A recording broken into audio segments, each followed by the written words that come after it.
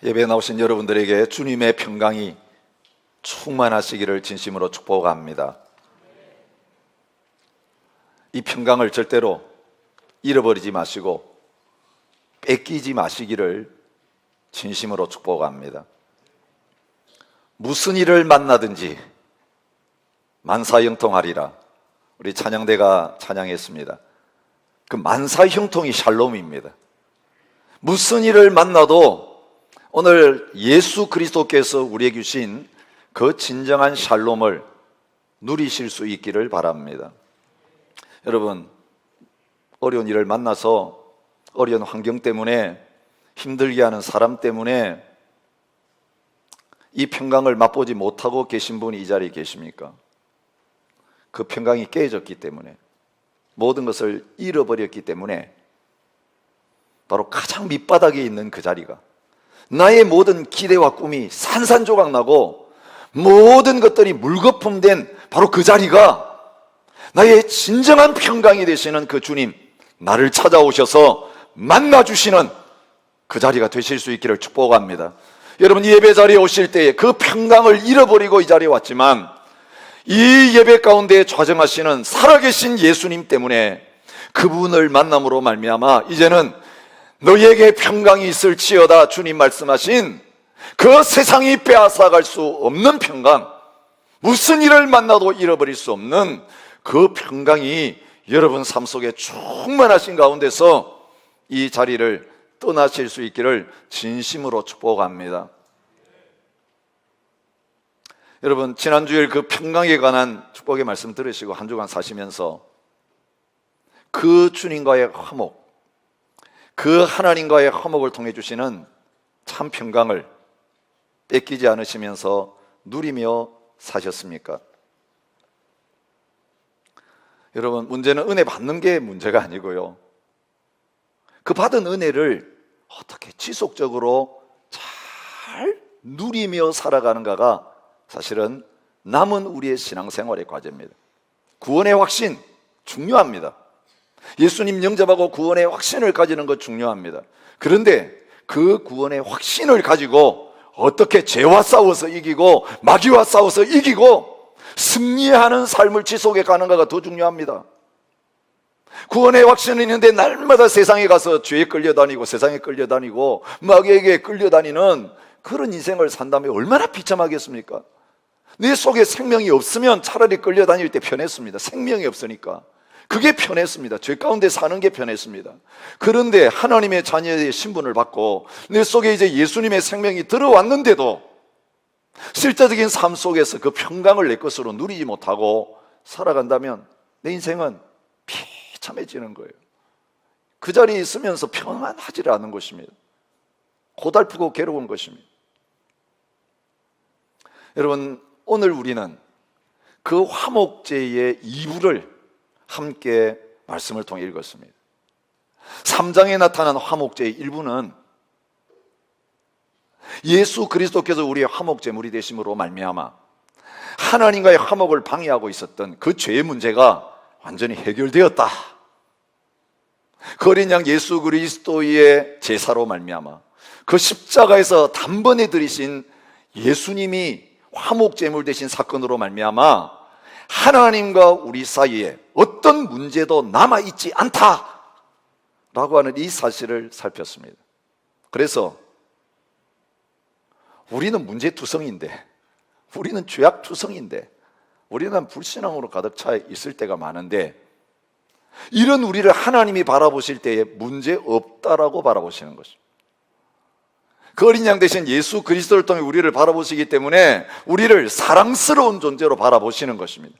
우리를 축복하시는 모습으로 하나님께서 바라보고 계시는 것입니다. 이것이 화목제사의 일부입니다. 어떻게 죄 가운데 있어서 하나님과 화목을 잃어버린 존재가 그 화목제물을 들고 제사장 앞에 나아가서 내 모든 죄를 고백하고 그 머리에 손을 얹고 그 제물을 죽이고 그 제물의 가장 소중한 모든 기름과 콩팥을 다 갈라내 가지고 하나님의 제단 앞에 올려놓고 다 태워 없앰으로 말미암아서 이제는 하나님과 화목한 자리에 설 수 있게 되었는가? 그것을 지난 주간 3장의 말씀을 통해 보여주셨습니다. 근데 그게 제사의 끝이 아니었습니다. 화목 제사의 이유는 무엇인가 하면, 그렇게 제사 드린 하나님의 백성들이 그 제사가 끝나고 나서 그 제물을 어떻게 먹을 것인가?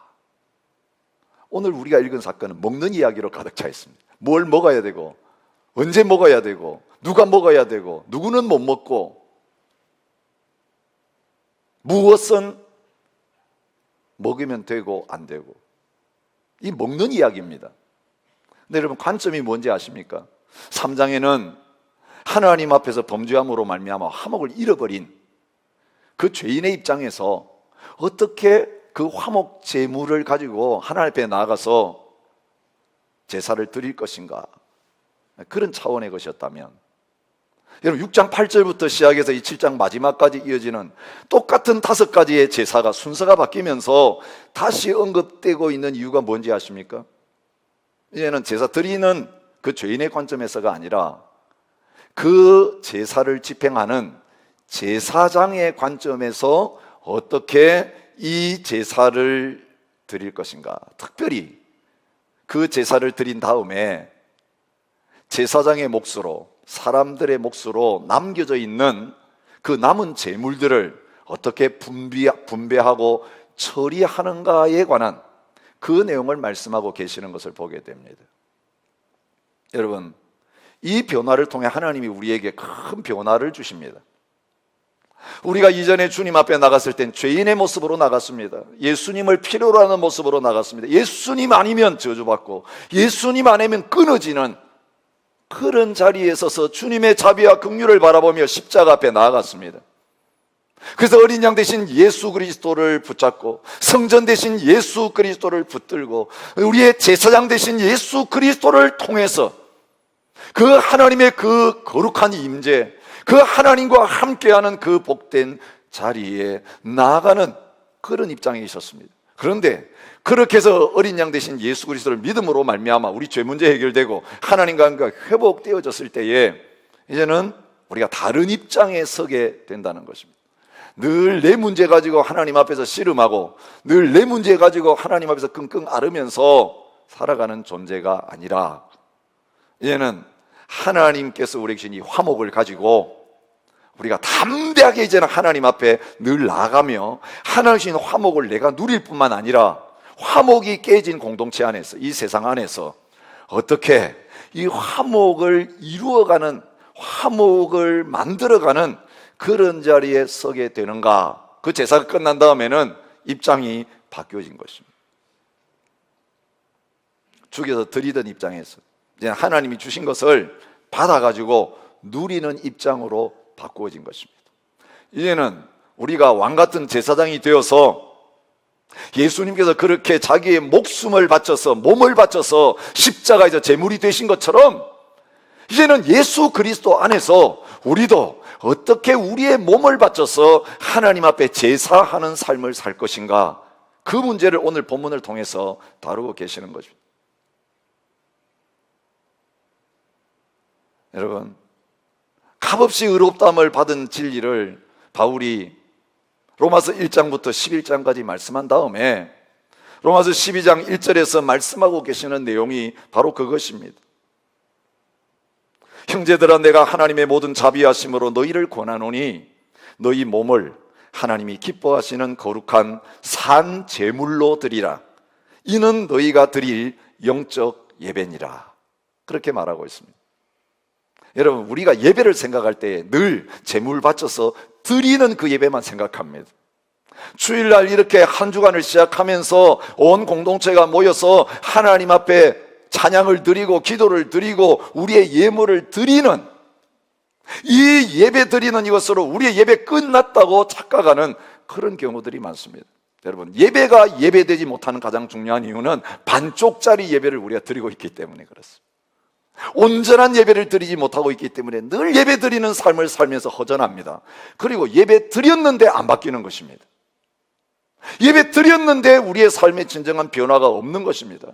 여러분, 이 주일날의 예배가 이제는 예수 그리스도 안에서 6일 동안의 삶 속에서 안식으로 누려져야 되는데, 샬롬으로 누려져야 되는데, 복으로 와야 되는데, 이날은 복된 날인데 다른 날은 죽일 날인 거예요. 이날은 기쁜 날인데 다른 날은 슬픈 날인 거예요. 이날은 쉬는 날인데 다른 날은 고된 날인 거예요. 이거 하나님께서 예수 그리스도를 우리를 위한 화목제물로 보내주시면서 의도하셨던 거 아닙니다.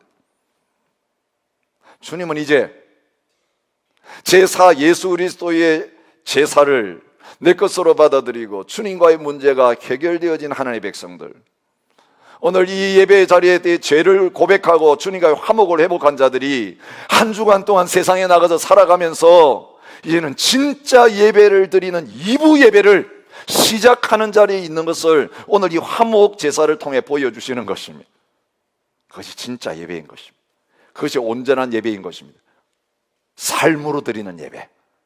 이제는 죽은 제물 드리는 것이 아니라 예수 그리스도 안에서 우리를 살려주셨기에 이제는 살아있는 내 자신을 하나님과 끊어진 관계에 있는 모든 세상 가운데서, 이웃 가운데서 예수님이 죽으심으로 샬롬을 만들어냈던 것처럼, 화목을 이루어냈던 것처럼 이제는 우리가 우리 자신을 제물로 드리는 예배의 삶을 삶으로 말미암아 왕같은 제사장으로서 예배를 계속해 나가고, 그렇게 해서 이 세상 가운데 하나님의 나라가 완성되어지고 그 하나님 나라 가운데 의와 평강과 희락이 회복되어지는 놀라운 일들을 이루는 그 삶, 구원받은 저와 여러분들이 이 세상 속에 하나님이 머물게 하신 시간 동안에 드려야 될 우리의 예배라고 하는 것을 말해주고 있습니다.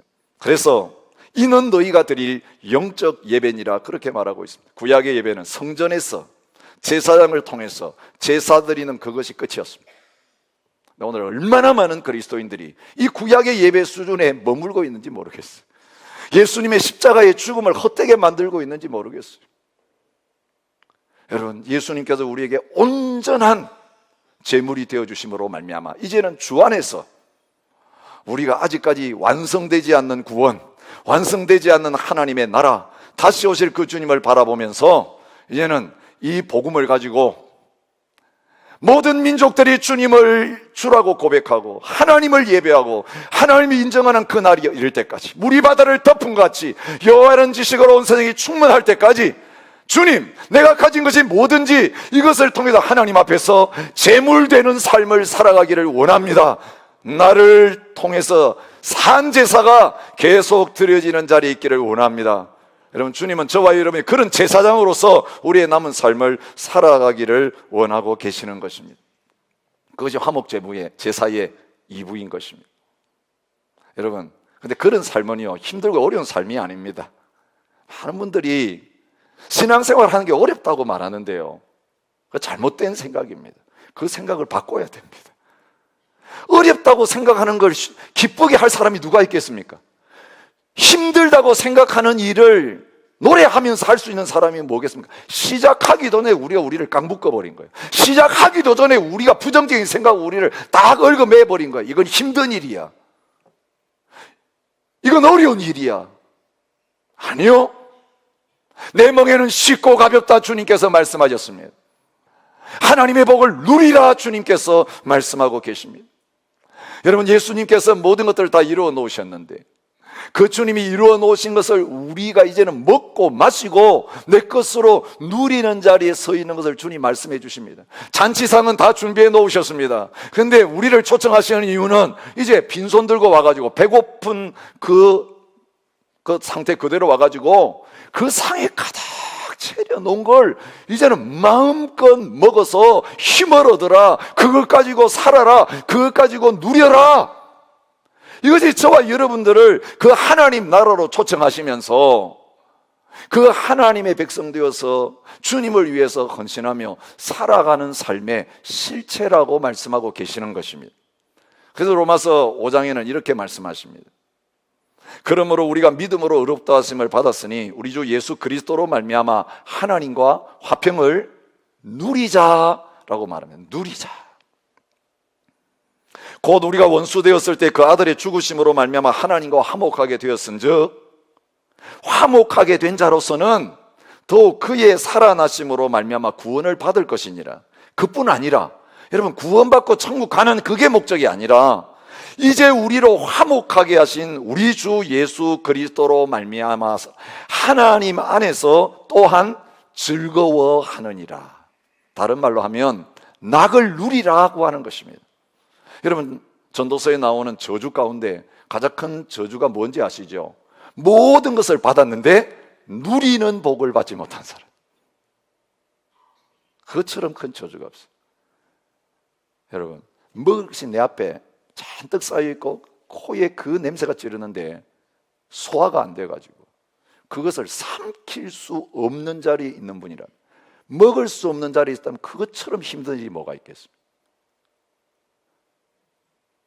내 집안에 돈이 가득 쌓여 있는데, 그거 쓸 수 있는데 내가 바깥에 나가가지고 움직일 수 있는 상태가 되지 못해가지고 그 많은 돈 하나도 써보지 못하는 자리에 있다면 그것처럼 큰 저주가 어디 있겠습니까?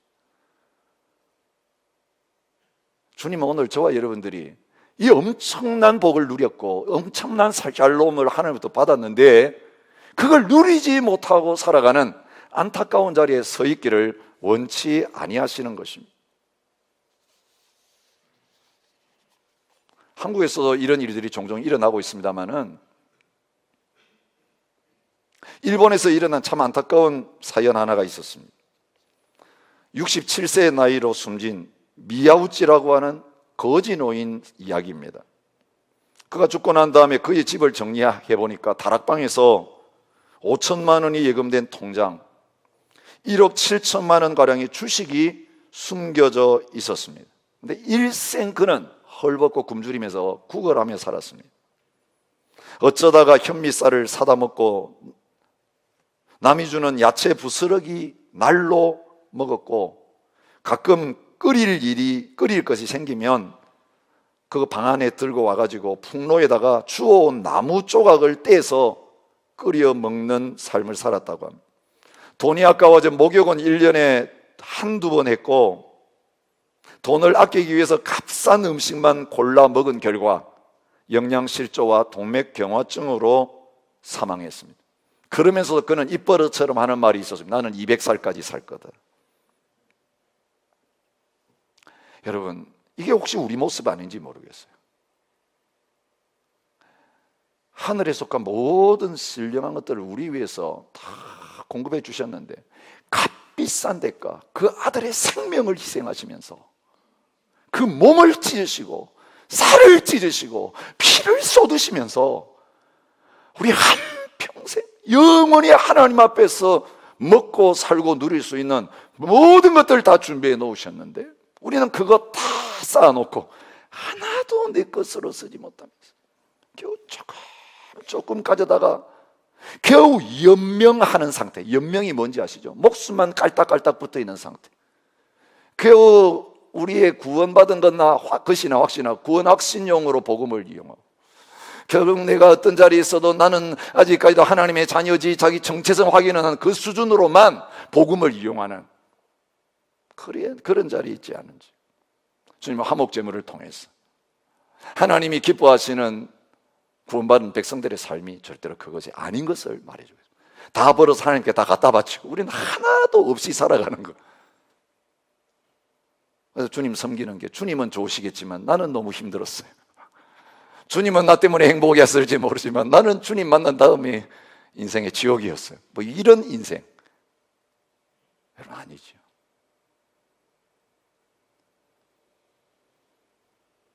오늘 저와 여러분들 이 화목제의 잔치로 주님은 초청하시면서 십자가에서 완성하는 이것들 이제 어떻게 내 것으로 마음껏 누리며 살아갈 수 있는지 말씀을 통해서 가르쳐주십니다. 여러분, 이 말씀을 뭘 해야 된다, 율법으로 절대로 받아들이지 마시기 바랍니다. 여러분, 이 자리 가운데 아직 예수님의 십자가의 구원이 안 믿은 분은 이 말씀 안 들어도 됩니다. 여러분 해당 안 되는 이야기입니다. 여러분 먼저 깨져야 됩니다. 먼저 낮아져야 됩니다. 먼저 주님 앞에 크라잉 아웃 하지 않으면 안 되는 그 영적 상태까지 먼저 들어가신 다음에 이 복이 여러분께 될 겁니다.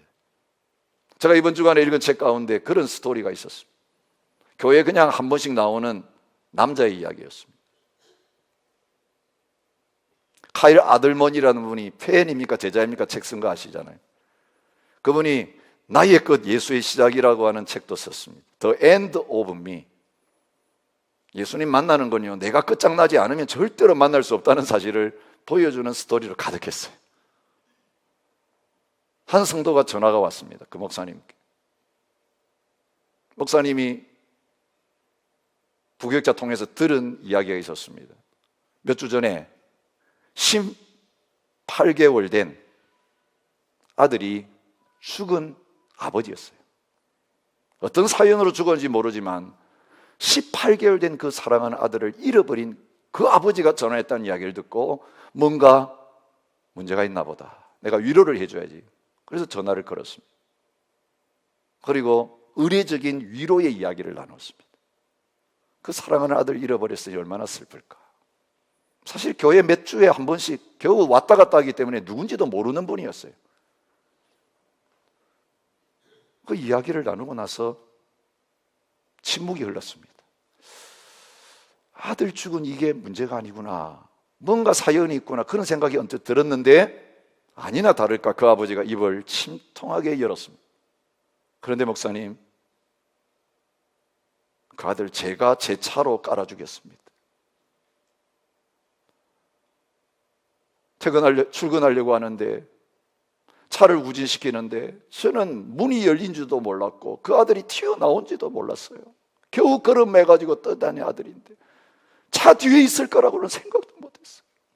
뭔가 받치고 덜컹하는 그 강을 입고 내려보니까 바로 제 차에 제 아들이 죽은 거예요.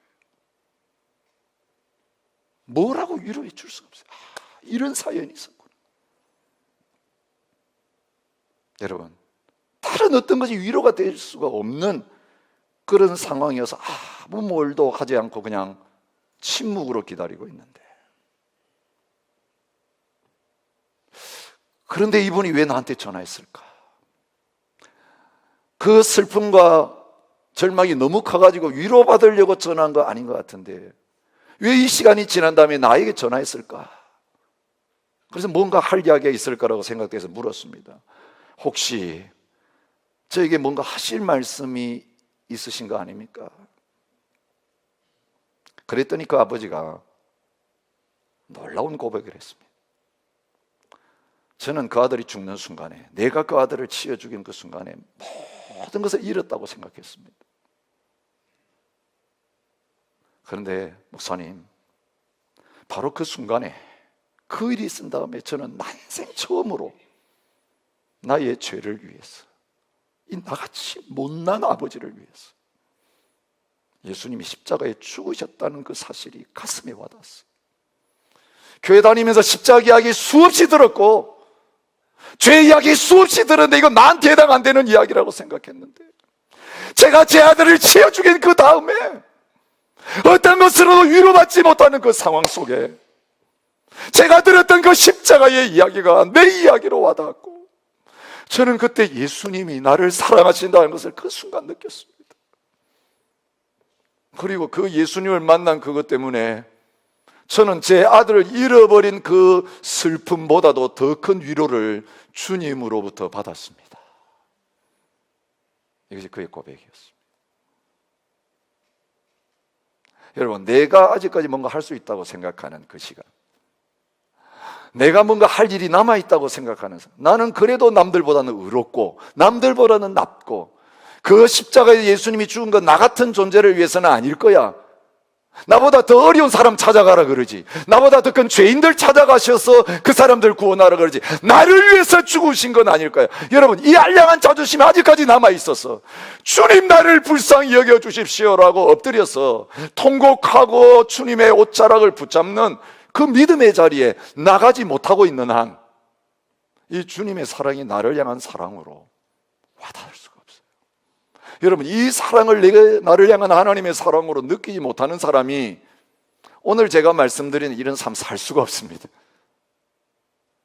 교회 생활하면서요, 예수님의 십자가가 구구절절 나를 향한 이 하나님의 사랑으로 느껴져서 십자가 앞에 설 때, 주님, 뭐 다른 사람, 남편, 저 자식들, 부모님들, 다른 친구들, 다른 어떤 나쁜 사회적인 어떤 죄를 지은 사람, 그 사람 말고 저에게 주님이 필요합니다. 죄인 오라고 하실 때 날 오라고 부르십시오. 이게 죄인 중에 개수라는 바울의 고백이 진짜 나의 고백으로 와닿아지면서 그 주님의 은혜와 사랑이 나를 위한 것이었구나. 여러분, 느껴지는 그런 영적인 경험이 없다면 여러분 아직 예수님을 실제로 만난 거 아닙니다. 머릿속으로 이해하고 있을 뿐이지. 38년 된 그 구제불능의 병자를 찾아오셔서 너 낫기를 원하느냐? 내 침상을 들고 일어나 걸어가라고 말씀하신 그 소리 들은 게 아닌 것이. 삭개오를 찾아오셔서 삭개오야 내려오너라, 내가 오늘 너희의 집에 유하여야 되겠다는 그 말씀 아직 들은 게 아니죠. 왜? 나는 아직 삭개오가 아니라고 생각합니다. 나는 38년 된 병자처럼 구제불능은 아니고 그래도 괜찮은 존재라고 생각하는 그 믿음, 그게 바리새인의 믿음이 아니었을까요? 나는 남들보다 더 어렵습니다. 의롭습니다. 저 세리와는 같지 않습니다. 주님이 나를 찾아와야 된다면 상 주시기 위해서 찾아와야지, 복 주시기 위해서 날 찾아와야지, 사람들 앞에 드러내놓고 칭찬하시기 위해서 주님이 날 찾아와야지. 구제불능이기 때문에 나 같은 거 찾아오시는 거 나는 받아들일 수 없습니다. 여러분, 이것이 아직까지 덜 깨진 마음입니다. 인생의 밑바닥까지 내려가지 못한 마음입니다. 만약에 지금 이 자리에 내가 이제까지 신앙생활을 했지만, 내 한평생 살아왔지만 지금처럼 비참한 시간이 없다, 지금처럼 절망적인 시간이 없다, 모든 것이 끝이다, 모든 꿈이 다 깨졌다, 여러분, 그런 쏟아진 물과 같은 그 심령으로 살아오고 계신 분이 있다면 지금이야말로 은혜의 때요 구원의 날이 될 수 있는 것을 기억하시기를 바랍니다. 예수님은 여러분을 위해 오셨습니다. 여러분을 만나기를 원하고 계십니다. 이분이 책에서 밑바닥에 도달한 사람들의 여러 가지 모습을 이렇게 기록하고 있는 걸 보았습니다. 그분이 만났던 사람들의 공통적인 스토리입니다. 여러분, 내가 깨질 수밖에 없는 상황, 내 마음의 평강이 다 달아나고 내 모든 소망이 제로가 되어지는 그 순간들, 이런 순간이죠.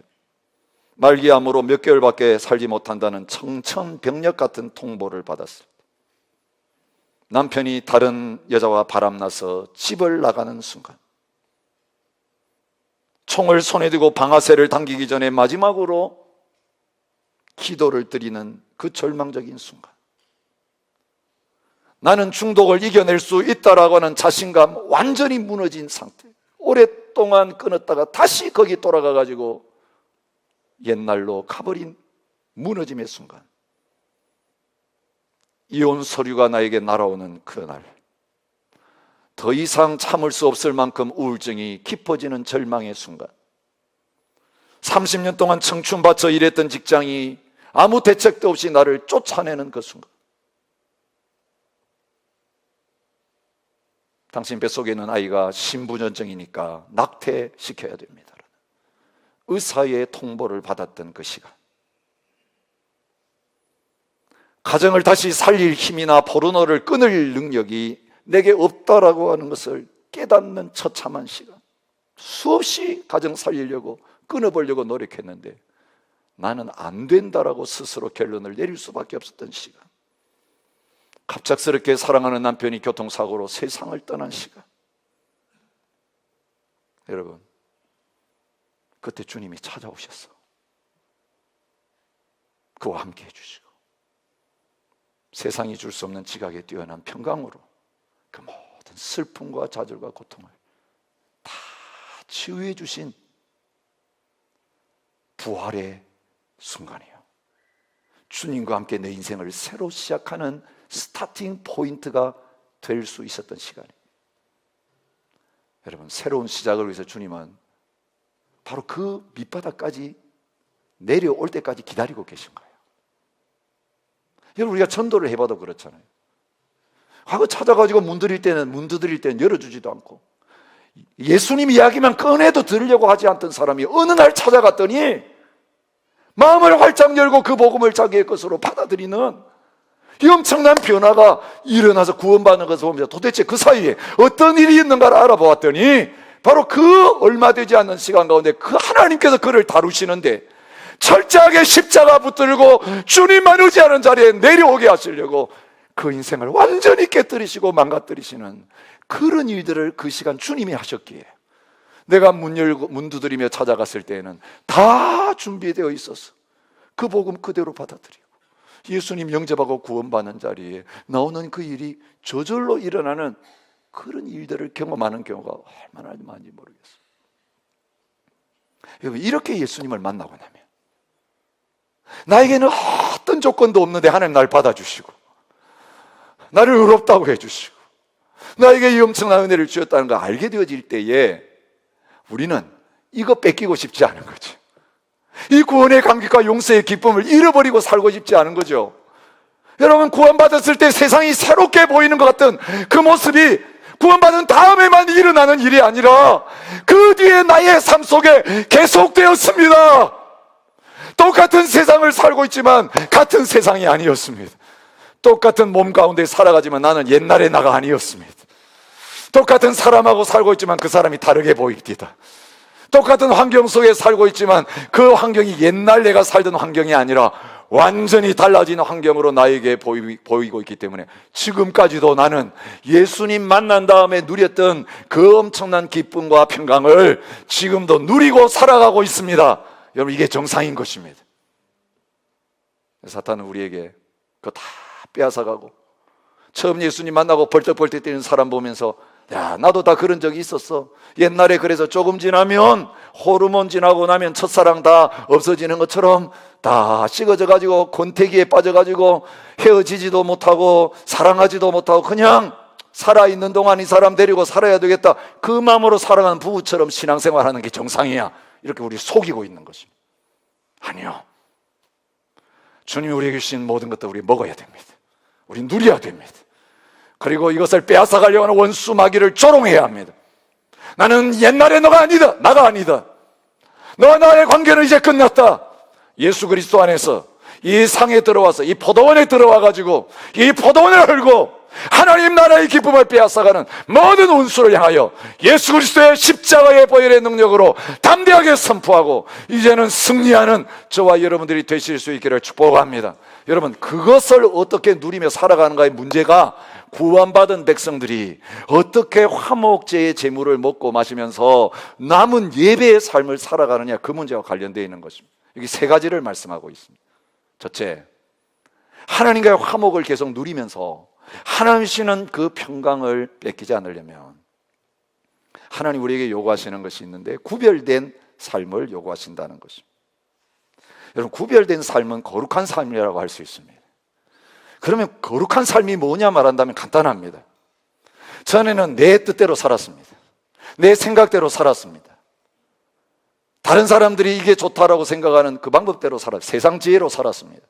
그런데 이제 내가 하나님의 백성이 되고 예수님 안에 있게 되어짐으로 말미암아 이제는 내가 누구인가를 알았기 때문에 내가 순종해야 될 것은, 내가 복종하고 따라야 될 분은 오직 예수님밖에 없고 하나님밖에 없고 나의 주인이 바뀌었기에, 나의 나라의 시민권이 바뀌었기에 이제는 세상에 살고 있지만 몸뚱아리 속에 살면서 먹은 날마다 먹자, 누리자, 싸자, 즐기자, 이 몸을 채워달라고 부르짖고 있지만 나는 몸을 위해 사는 자가 아니라 내 안에 주신 예수 생명으로 사는 자고 내 영을 위해 사는 자이기 때문에 내 양식은 썩을 양식이 아니다. 내 양식은 하나님의 말씀이고 내 양식은 하나님의 뜻을 행하는 것이다. 그래서 이제는 하나님의 법에 순종하면서 하나님의 법대로 살아가는 그 삶이 구별된 삶이고 거룩한 삶이라는 것입니다. 화목제물의 규례는 이러하니라고 말씀하신 게 거기에 있어요. 감사모로 드리는 고기 그날 먹어야 되고 다음 날까지 남겨주면 안 된다. 서원과 자우나무로 드리는 음식은 다음 날 또 먹을 수 있다. 그러나 3일째는 안 된다. 왜 이런 자세한 규정을 주셨을까요? 그게 하나님 원하시는 거였기 때문에. 여러분, 이유를 우리가 잘 알지 못해요. 여러 가지 이유를 말할 수 있어요. 썩지 않도록 하기 위해서 그렇게 했다. 사람들이 생각해낸 거예요.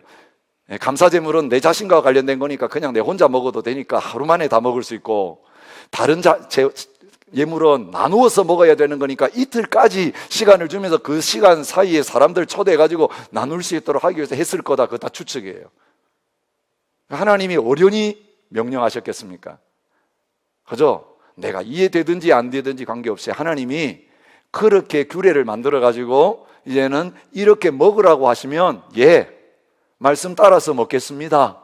그 시간 안에 먹겠습니다.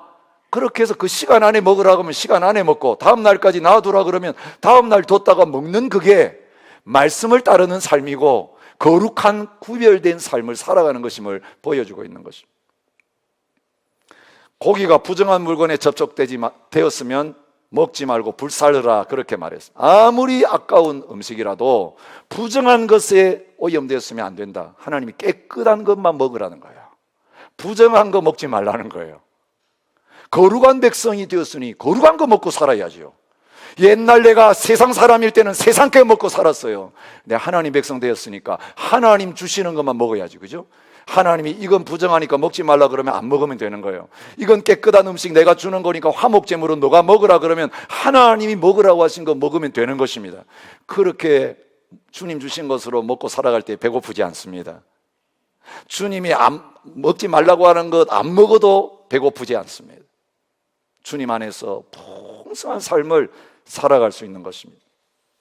누가 먹으라고 하십니까? 고기는 깨끗한 자만 먹을 것이다. 부정한 자는 먹어서는 안 된다.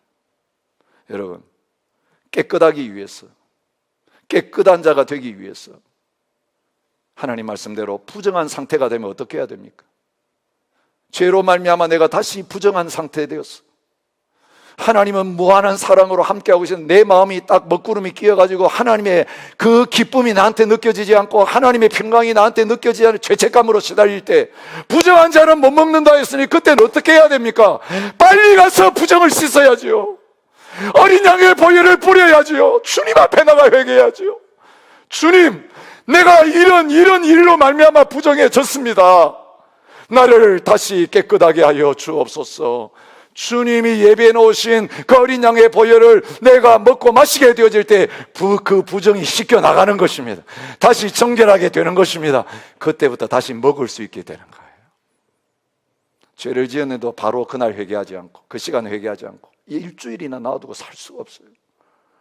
여러분, 월요일날 범죄했는데 토요일까지, 주일까지 기다렸다가 주일날 회개하는 거 뭘 의미하는지 아세요? 그동안 굶었다는 거예요. 그동안 평강 다 뺏기고 살았다는 거예요. 죄책감에 짓눌려가지고 사는 게 아니었어요. 그렇게 사는 거예요. 그렇게 살도록 주님 원하지 않습니다. 부정한 자는 그 부정을 씻을 수 있는 길을 준비해 놓으시고, 그래서 화목제는 속죄제와 속건제를 드린 다음에 누릴 수 있는 제사예요. 다시 어느 자리로 가야 됩니까? 속죄제의 자리로 가야 돼요. 속건제의 자리로 가야 돼요. 내 실수든지 고의적으로 했던 거든지 주님, 어린 양의 피로 말미암아 나를 다시 정결케 하여 주옵소서. 다시 그것을 처리했을 때에 이제는 그 화목 제물을 마음껏 먹을 수 있는 그 복된 자리에 설 수 있게 되어지는 것입니다. 그래서 성찬식을 행할 때도 이렇게 말씀하십니다. 누구든지 주의 떡이나 잔을 합당하지 않게 먹고 마시는 자는 주의 몸과 피에 대하여 죄를 짓는 것이니라. 사람이 자기를 살피고 그 후에야 이 떡을 먹고 이 잔을 마실지니 주의 몸을 분별하지 못하고 먹고 마시는 자는 자기의 죄를 먹고 마시는 것이니라. 여러분, 우리 한 달에 한 번씩 성찬식 행할 때에 먼저 하나님 앞에서 그 떡을 먹기 전에, 그 잔을 마시기 전에 예수 그리스도의 보혈을 상징하고 있는 주님의 복음을 드러내고 있는 이 성찬의 상에 가기 전에 내가 이 죄 문제를 처리하고 주님 앞에 나왔는가 자신을 살펴봐야 되는 거예요. 회개 없이, 내 자신이 죄에 대한 애통함 없이 천주의 은혜와 긍휼을 구하는 그런 모습으로 십자가 앞에서 용서받은 감격과 기쁨 없이 그 잔치의 자리에 나가면 울며 겨자 먹기를 하는 그런 모습으로 성찬의 상을, 얼마나 괴로운지 몰라요. 성찬식처럼 괴로운 시간이에요. 내 죄 문제 해결이 안 되고 기쁨의 안감이 하나도 없는데 잔치를 벌이고 있으니 얼굴은 펴지지 않고 찬양이 나오지를 않고 기쁨이 누려지지 않는 상태에 있는 것입니다. 여러분, 혹시 구원받은 감격도 있었고 주님 섬길 때에 주시는 그 놀라운 복이 나에게 넘칠 때가 있었는데 지금 그 복을 누리지 못하는 자리에 계신 분이 있습니까? 그 복을 누리지 못하도록 여러분을 부정하게 만들고 더럽게 만들고 여러분의 영혼을 오염시키고 있는 그 죄악을 구체적으로 다시 십자가 앞에 가지고 나가서 하나하나 낱낱이 고백하면서 회개하시기를 주님의 이름으로 초청합니다. 토하여 낼 때 그때부터 시원해져. 가물에 메마른 것처럼 바짝 말라있던 영혼이 죄를 토해내고 나니까 막 식욕이 생기기 시작하고 그때부터 살찌기 시작하는 역사가 일어나는 것입니다.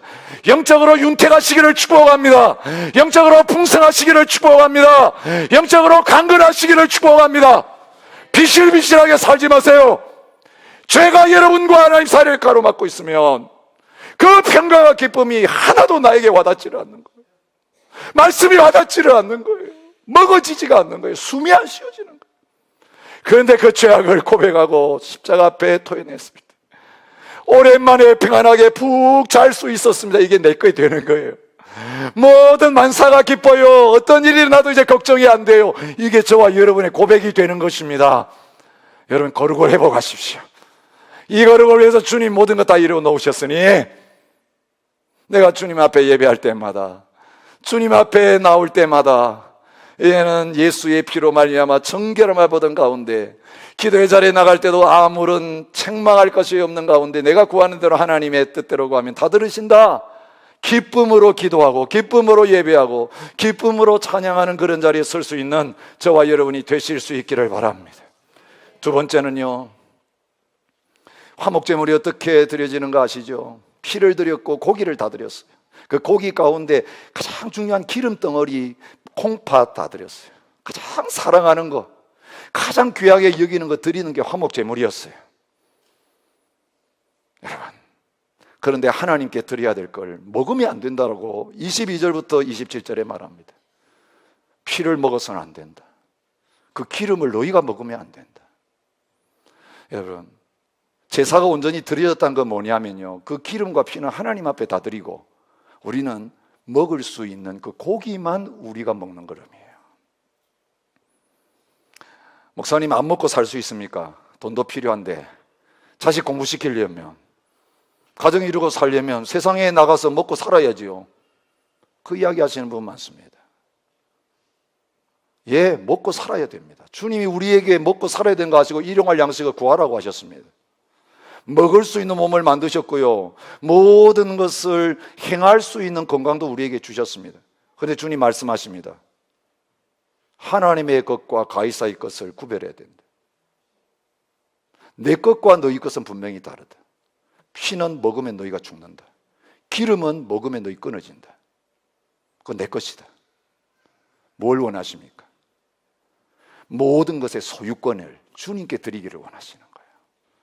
여러분, 우리 회사를 주님께 드리고 회사 생활하는 사람은 그 회사에서 누구를 섬깁니까? 나를 섬기는 게 아니고 돈을 섬기는 게 아니라 주님을 회사에서 섬깁니다. 가정의 주인이 주님이십니다라고 가정을 주님께 드린 사람은 오늘 유아 세례 받은 사람처럼 이 자식은 주님의 자식입니다 라고 인정하고 자녀를 기르는 사람은 자녀 키우는 게 주님 섬기는 것입니다. 남편 섬기는 게 주님 섬기는 것입니다. 가정에 청소하는 게 주님을 섬기는 것입니다. 그곳이 성전이 되는 것입니다. 주님의 것을 주님께 드릴 때에 우리의 모든 삶의 연장은 내 주 예수 모신 곳이 그 어디나 하나님 나라, 거기서 하나님 만나고 주님을 섬기고 주님과 교제하는 놀라운 기쁨을 누리는 그런 삶의 연장이 되어질 것입니다. 그걸 지금 요구하시는 거예요. 기름은 너희가 먹으면 안 된다. 피는 너희가 먹으면 안 된다. 우리가 살아도 주를 위하여 살고 죽어도 주를 위하여 죽나니 그러므로 사나 죽으나 우리가 주의 것이로다. 우리는 더 이상 이제 내 것이 아닙니다. 모든 게 주의 것입니다. 모든 게 주님의 것이라고 인정하는 게 뭡니까? 이 주의를 지키는 것입니다. 11절 하나님 앞에 드리는 것입니다. 나의 가장 소중한 마음을 주님 앞에 쏟아붓는 것, 첫 시간을 주님 앞에 드리는 거예요. 첫 열매를 주님 앞에 드리는 거예요. 이게 구약적인 예식이었어요. 이제 신약 안에서는 뭡니까? 눈 떠서 하루를 시작할 때 주님, 이 하루는 주의 것입니다. 어떻게 주의 뜻을 행하며 살아가기를 원하십니까? 주님께 묻고 말씀 앞에 나가는 것입니다. 이 세상에 나가면서 주님, 나 혼자 아무것도 못해요. 주님이 이 모든 나의 일을 행해 주시옵소서. 주님께 의탁하고 주님 안에서 주님 시키시는 대로 나는 듣겠습니다. 순종하겠습니다. 주님이 주인이시고 나는 종입니다. 옛날에 내가 주인 돼서 주님을 부려먹었는데 이거 해주세요, 저거 해주세요, 이거 주세요, 저거 주세요, 이렇게 되게 해주세요. 날마다 기도하는 게 나의 뜻을 이루는 기도였는데 온전히 주님을 주인으로 모신 다음에 주님, 이제는 오늘 이 하루 주님께 예배하겠습니다. 나에게 가장 소중한 걸 가져가세요. 내게 꼭 있어야 될 걸 주님께 드릴 수 있는 삶을 살게 해주세요. 시간이든 물질이든 내 마음이든 첫째가 주님이십니다. 여러분, 이게 예배입니다. 쓰레기 가지고 예배하는 거 예배 아닙니다. 쓰다가 남는 거 가지고 흠 있는 거, 쩔뚝거리는 그 쓸모없는, 시장에도 팔 수 없는 그 재물 가져와가지고 주님 앞에 드리면서 제사하는 거 주님을 모독하는 행위입니다. 그러니 우리의 마음에 주님을 섬기는데도 이 평강이 안 누려지는 거예요. 내가 그 첫 번째 자리를 꽉 차지하고 있으니까, 내가 모든 나의 주인으로 살아가려고 하니까, 주님 모셔놓고 내가 그 노릇하니까 주님과 나 사이에 날마다 트러블이 일어나고 마음에는 뭐 할 때마다 갈등이 일어난 거예요. 주님은 이거 여기에 쓰자 그러는데 나는 이게 급해요. 이러니 생각이 충돌이 자꾸 일어나고 생각이 복잡해지는 거예요. 그래 차라리 성경 읽기도 싫은 거예요. 묵상도 하기 싫은 거예요. 아예 덮어버리고 그냥 내 뜻대로 살면 편할 텐데, 그런데 성령께서 말할 수 없는 탄식함으로 우리를 쪼으시는 거죠. 들볶으시는 거죠. 성령님이 근심하시는 거죠. 그전에 그렇게 잘 됐던 사역이 이제 안 되지는 거예요. 힘이 다 빠져버린 거죠. 성령님이 함께 있을 땐 예배가 됐는데, 그래 너 마음대로 한번 해봐라. 그 감격과 기쁨 다 거둬가니까 예배가 너무너무 지루한 거죠. 찬양이 안 나오는 거죠. 그 기쁨이 어디 갔나 싶은 거죠. 여러분, 간단합니다.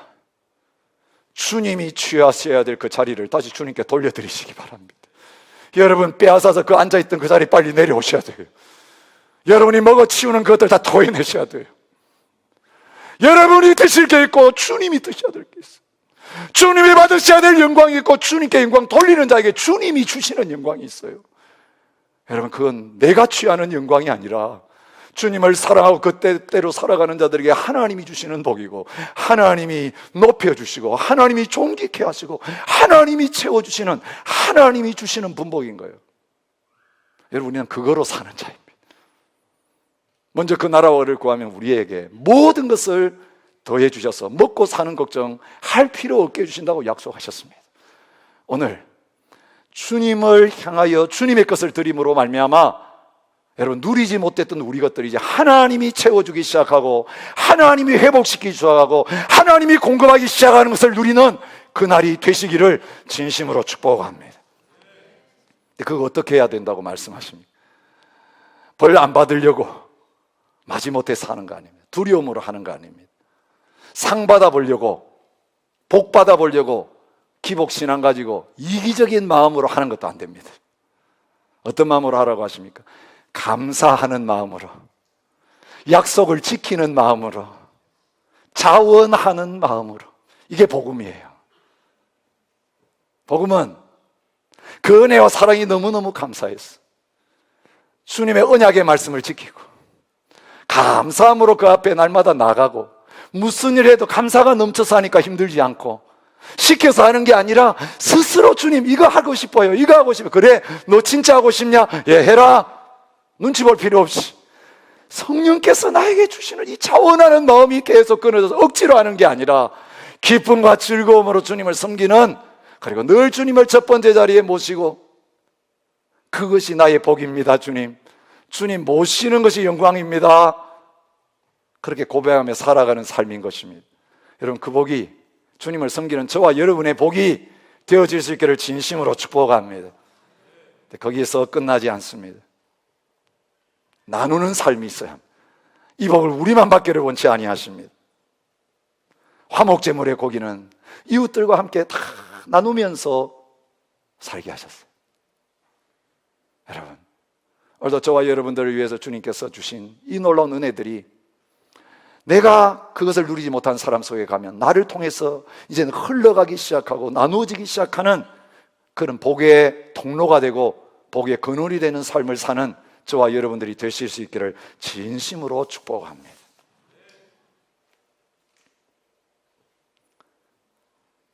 이거 안 되면 주님과의 화목이 내 마음속에서 누려지지가 않습니다. 마음껏 누려야 될 이 화목이, 마음껏 흘러가야 될 화목이 끊어집니다. 거룩하지 못함 때문에, 나누지 못하는 인색한 마음 때문에, 나만을 위해서 살아가는 이기적인 마음 때문에. 하나님 다 주셨는데, 하나님 흘러 넘치도록 풍성하게 누릴 수 있도록 주셨는데 나는 쫄쫄 굶고 있는 그런 자리에 서게 되는 것입니다.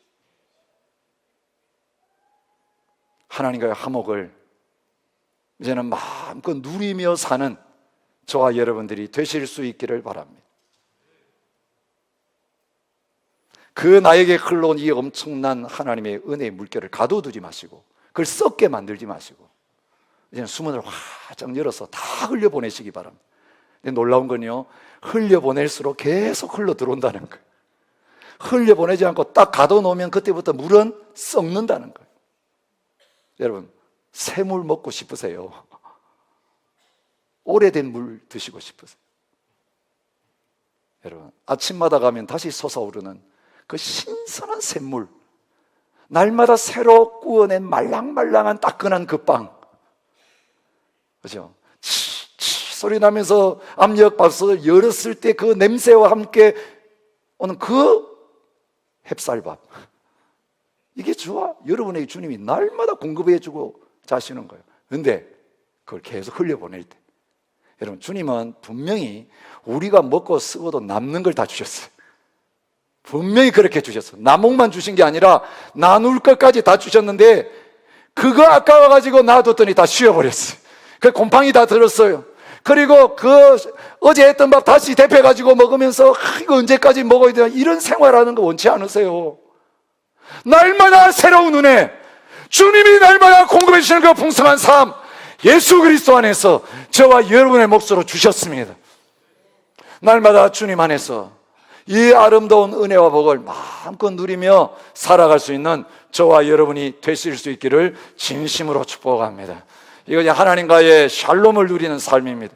주님 안에서 주신 이 샬롬이 우리에게서 끝나지 아니하고 이것을 필요로 하는 모든 사람들에게 흘러가게 하는 모습입니다. 오늘도 이 복을 뺏기지 마시고 계속해서 누려갈 수 있는 저와 여러분들이 되실 수 있기를 진심으로 축복합니다.